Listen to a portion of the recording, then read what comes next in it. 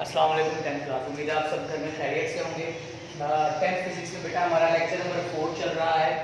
Chapter number 11 का topic है sounds का टॉपिक है रिफ्लेक्शन ऑफ साउंड। जी, रिफ्लेक्शन ऑफ साउंड है क्या बेटा? रिफ्लेक्शन एक प्रोसेस है, एक ऐसा मज़हर है जिसमें हम मुख्तलिफ टॉपिक्स को स्टडी कर रहे होते हैं। जैसे कि हमने रिफ्लेक्शन प्रोसेस हमने पढ़ा चैप्टर नंबर 1 में कि वेव कैसे एक सरफेस एक मीडियम से ट्रैवल करके दूसरे मीडियम की सरफेस पर टकरा कर वापस पहले मीडियम में आती है, रिफ्लेक्ट बैक करती है, बाउंस बैक करती है। सिमिलरली बेटा आपने ये प्रोसेस छोटी क्लासेस में लाइट की सूरत में पढ़ा था कि जब आप एक शीशे को, एक मिरर को आप लाइट में लेकर जाते हैं, सनलाइट में, तो आप देखते हैं कि सनलाइट उस सरफेस पर टकरा कर कैसे रिफ्लेक्ट होती है। बेटा आप हैरान होंगे कि आवाज़ में भी रिफ्लेक्शन का प्रोसेस वक़ूबज़ीर होता है। मतलब इस वक्त मेरी आवाज़ जो है वो एक पूरे क्लासरूम की दीवारों, छतों से, ठीक है, और मुख्तलिफ किस्म के सरफेस से टकरा कर वापस बाउंस बैक कर रही है। तो इस प्रोसेस को हम कहते हैं रिफ्लेक्शन। ये एक प्रोसेस है, सिंगल प्रोसेस है, ठीक है। मतलब अगर आप अपनी ही इस क्लासरूम में ऑब्जर्व करें तो जब आप कुछ ऊंचा बोल रहे होते हैं या जब आपके साज़-ए-क़राम आपसे बात कर रहे होते हैं तो आपको आवाज़ की रिफ्लेक्शन वाज़े महसूस होती है, ठीक है। आप क्लियरली आवाज़ की रिफ्लेक्शन को सुन सकते हैं। अच्छा, ऐसा होता क्यों कर रहा है? देखिए, अगर तो सरफेसेस सॉलिड हो, मतलब रिजिड हो और प्लेन हो, तो उस सूरत में रिफ्लेक्शन प्रोसेस लीनियर वे में आपको सुनाई दे रही होती है, ठीक है। आपको रिफ्लेक्टेड साउंड क्लियर सुनाई दे रही होती है। आम तौर पर ये जो प्रोसेस है ये हम लोगों ने हिली एरियाज में भी ऑब्जर्व किया होगा कि आपने अक्सर देखा होगा कि हिली एरियाज में जब हम कोई बात करते हैं या ऊंची आवाज़ से अगर हम वहाँ पर शाउट करें तो उस सूरत में क्या होगा कि हमें अपनी ही आवाज़ रिफ्लेक्ट होती हुई सुनाई देगी। अच्छा, इसके लिए कुछ शराइत हैं, अभी मैं आपको बताऊंगा कि इसे इनडायरेक्ट वे में इको भी कहा जाता है, लेकिन इको की डेफिनेशन थोड़ी सी मुख्तलिफ है यहाँ पे। अच्छा बेटा, एक चीज़ याद रखें कि इसके लिए जो शराइत है वो ये है कि जो डिस्टेंस है वो कम से कम 17 मीटर तक का हो। ये कोई ज़रूरी शर्त नहीं है, लेकिन आम तौर पर क्लियर रिफ्लेक्शन ऑफ साउंड के लिए 17 मीटर का डिस्टेंस ज़रूरी है और प्रॉपर लाउड साउंड हो, और जो साउंड प्रोड्यूसिंग ऑब्जेक्ट है वो और वहाँ से पैदा होने वाली आवाज़ और रिफ्लेक्टेड साउंड के दरमियान जो टाइम लैप है टी, वो ऑलमोस्ट 0.1 सेकंड तक का ज़रूरी है। मतलब इतना टाइम डिफरेंस होना ज़रूरी है दोनों में, ताकि आप ओरिजिनल साउंड में और रिफ्लेक्टेड साउंड में फ़र्क महसूस कर सकें, फ़र्क कर सकें, ठीक है। तो ये बेटा आपका रिफ्लेक्शन ऑफ साउंड का टॉपिक है। आपकी टेक्स्ट बुक में एक एक्सपेरिमेंट है, ठीक है, वो एक्सपेरिमेंट आप खुद ही देखेंगे, अपने टेक्स्ट बुक में रेडी करेंगे, नो लर्निंग टॉपिक है वो। तो जस्ट आपने रिफ्लेक्शन ऑफ साउंड की डेफिनेशन करनी है। The bouncing back of sound wave from a hard and smooth surface is called reflection of sound. How it differs from echo? Echo और reflection of sound में क्या फर्क है जी? Eco देखिए बेटा, अगर तो रिफ्लेक्शन प्रोसेस बार बार हो रहा हो, अगर रिफ्लेक्शन प्रोसेस बार बार हो रहा हो तो उस सूरत में हम ये कहते हैं इट इज इको, ये इको है। मतलब repetition of sound due to the hard surfaces और रिजिड सरफेसेस। देखिए ये हार्ड सरफेस और रिजिड सरफेस में क्लियर बता रहा हूँ।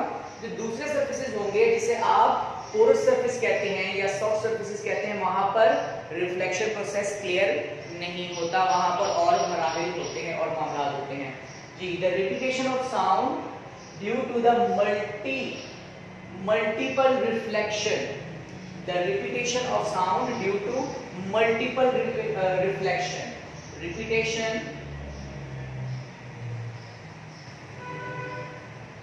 ऑफ साउंड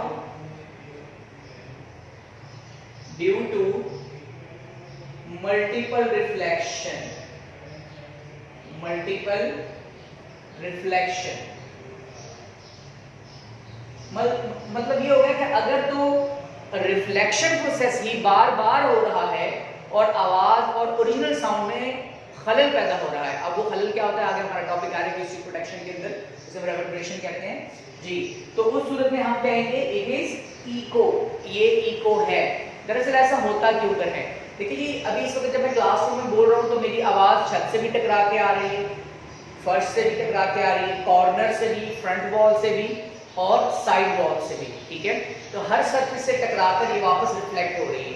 तो ये जो आवाज की जो मल्टीपल रिफ्लेक्शन है, मतलब डिफरेंट सरफेसेस से, इसे हम कहते हैं इको, ठीक है।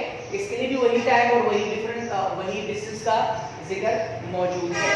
सिर्फ आपकी डेफिनेशन है यहाँ पे, एंड आपने पूरे के पूरे टॉपिक को एज इज लर्न नहीं करना और कांस्टेंट वैल्यूज बेटा आपने इसमें से याद करनी है। इसके बाद हमारा नेक्स्ट टॉपिक जो आता है उसके अंदर ये है कि आपने जो मुख्तलिफ किस्म की आवाजें जो सुनी है उसमें किस किस्म की आवाजें आप लोग क्लियर करते हैं कि भाई ये म्यूजिकल साउंड है और ये नॉइज है। जैसे कि हमारा नेक्स्ट टॉपिक है difference between music and noise, music and noise. अब इन दोनों में डिफरेंस क्या है, देखिए ऐसी तमाम तरह आवाजें जो आपके कानों को भली लगती हैं, ठीक है, और जिसके आपके मुंह पर, आपके असरात पर बहुत अच्छे असरात मुरतब होते हैं, बेटा ऐसी आवाज़ों को हम कहते हैं म्यूजिक। और ऐसी तमाम तर आवाज़ें जिनके असरात आपके कानों पर, आपके लहजे पर, आपके मूड पर बहुत ही मनफी असरात मुरतब होते हैं, बेटा उसे हम कहते हैं नॉइज, ठीक है। अच्छा, म्यूजिक जो है वो एक रेगुलर पैटर्न से स्टार्ट होता है, ठीक है। इसके जो वेव पैटर्न है, वेव पैटर्न जो है बेटा इसका वो बहुत ही रेगुलर है, रेगुलर पैटर्न, मतलब प्रॉपर एम्पलीट्यूड आता है इसमें, प्रॉपर इसकी लाउडनेस आती है और एक सीक्वेंस बनता है। जबकि नॉइज जो है ये इसका वेव पैटर्न बहुत ही इरेगुलर होता है और ये किसी ऑब्जेक्ट के सडन वाइब्रेशन से पैदा होता है, ठीक है, सडन वाइब्रेशन से पैदा होता है। फॉर एग्जाम्पल अगर व्हाइट बोर्ड को सडनली स्ट्राइक किया जाए तो वो जो एक साउंड क्रिएट होती है उस सूरत में हमारे पास वो क्या होगी, नॉइज कहलाएगी। अच्छा, मजीद ये कि हमारे शहरी इलाके, हमारे जितने भी शहरी इलाके हैं यहाँ पर आवाज़ जो कि जिसे हम नॉइज कह रहे हैं, ठीक है, जिसे हम नॉइज पोल्यूशन कहते हैं, उसका एक स्पेसिफिक लेवल है हमारे वर्किंग आवर्स के अंदर, ठीक है, 85 टू 90 डेसिबल।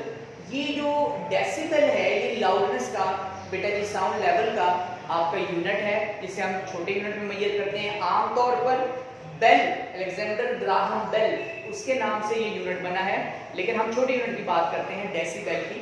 तो 85 टू 90 डेसिबल, 85 टू 90 डेसिबल, इतने लाउडनेस तक की आवाज़ों को हम कहते हैं, इससे ज़्यादा आवाज़ों को हम कहते हैं नॉइज। इसके ऊपर दो फैक्टर्स अंदाज होते हैं कि कौन सी आवाज हमारे लिए नॉइज होगी। दो फैक्टर, एक सबसे पहले तो ये है कि अगर कोई आवाज पैदा होती है तो उसका टोटल वॉल्यूम कितना है, ठीक है, मतलब उसकी लाउडनेस है कितनी। फॉर एग्जांपल अगर कोई शख्स चीख रहा हो और वो आपसे कुछ फासले पर मौजूद हो, तो जैसे हम लोगों ने लाउडनेस वाला टॉपिक में पढ़ा था कि जब डिस्टेंस इंक्रीज होता है तो उस सूरत में loudness of the sound decrease कर देगी, ठीक है। जबकि अगर वही शख्स बिल्कुल आपके कान के करीब आकर ऊंची आवाज में बोल रहा हो तो ऑब्वियसली लाउडनेस इंक्रीज होने से हम कहेंगे कि दैट इज ना द नॉइज, ये अब नॉइज से शोर है। अच्छा, ये था पहला टॉपिक। देखिए कि जो दूसरा टॉपिक है वो ये है कि वो कितनी देर तक आवाज ऑब्जेक्ट पैदा कर रहा है।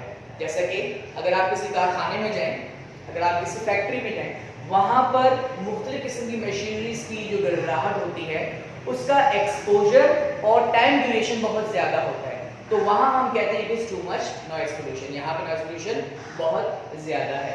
तो हमारे रेगुलर आवर्स के अंदर जो 85 टू 90 डेसिबल्स जो हमें 8 घंटे के अंदर दिया जाता है उसके ऊपर यही फैक्टर्स असरअंदाज किए जाते हैं। अच्छा, अब मजीद ये है कि ये जो नॉइज पोल्यूशन है या ये जो रिफ्लेक्शन और इको वाला सिस्टम है क्या ये हर सरफेसेस पर होता है? जी नहीं। दरअसल ये हार्ड रिजिड सरफेस, जैसे मैंने पहले भी जिक्र किया, देखिए अगर सरफेसेस पोरस होंगी, अगर सरफेस मसामदार होगी, फॉर एग्जांपल अगर किसी रूम के अंदर आप कर्टन्स लगा दें, ठीक है, प्रॉपर आप नीचे मैट बिछा दें, आप प्रॉपर कालीन बिछाएं नीचे, ठीक है, या यहाँ पर कपड़ों की मुख्तलिफ थान मौजूद हो, तो उस सूरत में ये जो आवाज़ अब जो गूंज रही है, जो आवाज़ रिफ्लेक्ट हो रही है, ये मरहला, ये प्रोसेस नहीं होगा। ऐसा क्यों कर होता है? दरअसल जो पोरस ऑब्जेक्ट होता है वो साउंड वेव को प्रॉपरली एब्जॉर्ब करके उसकी इंटेंसिटी और उसकी लाउडनेस को रिड्यूस करता है। आज के टॉपिक में हमने रिफ्लेक्शन ऑफ साउंड की डेफिनेशन, इको की डेफिनेशन, म्यूजिक एंड नॉइज में डिफरेंस, ठीक है, the sound which has a pleasant effect on our ear is called musical sound या music, and the sound which has a jarring effect on our ear is called noise। हमारे working hour के अंदर यही आपके पास decibel level दिया गया है, text book के अंदर आप गौर से रीड करेंगे और इसको अंडरलाइन करेंगे। अच्छा, म्यूजिकल साउंड जो है वो उसका वेव पैटर्न रेगुलर होता है, सडन वाइब्रेशन से पैदा नहीं होता, जबकि नॉइज का सडन वाइब्रेशन इररेगुलर पैटर्न पर स्टार्ट होता है ये, ठीक है। फैक्टर्स बेटा इसके दो हैं, सेकंड पैराग्राफ के अंदर आप देखेंगे कि दो फैक्टर्स हैं, एक तो वॉल्यूम है और उसका एक्सपोजर टाइम, मतलब वो कितनी देर तक वो आवाज़ पैदा हो रही है। मजीद सरफेसेस के दरमियान में रिफ्लेक्शन प्रोसेस का हम लोगों ने जिक्र किया। बेटा अब हमारा नेक्स्ट टॉपिक है एक्यूस्टिक प्रोटेक्शन।